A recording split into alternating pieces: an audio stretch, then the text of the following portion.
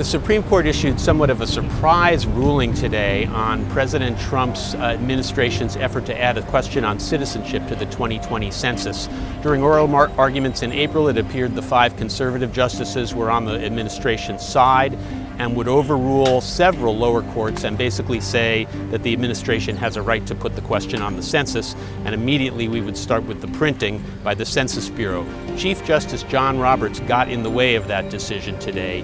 He basically took it upon himself to side with the liberals and say he wasn't buying the administration's arguments, their rationale, their motives, their stated motives for why they were doing it.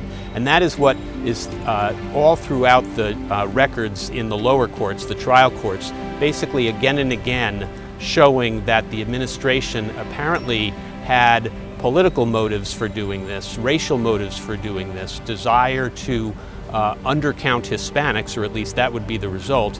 And yet, even though Secretary Wilbur Ross came into office wanting this question added to the census, it took about a year for him to finally come up with a rationale from the Justice Department claiming that it was for purposes of the Voting Rights Act.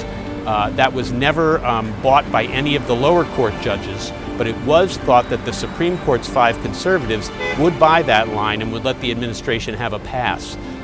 Chief Justice Roberts today said no. He sent the case back to the lower court for further fact-finding, but based on his writing in his opinion that the administration's rationale just didn't add up.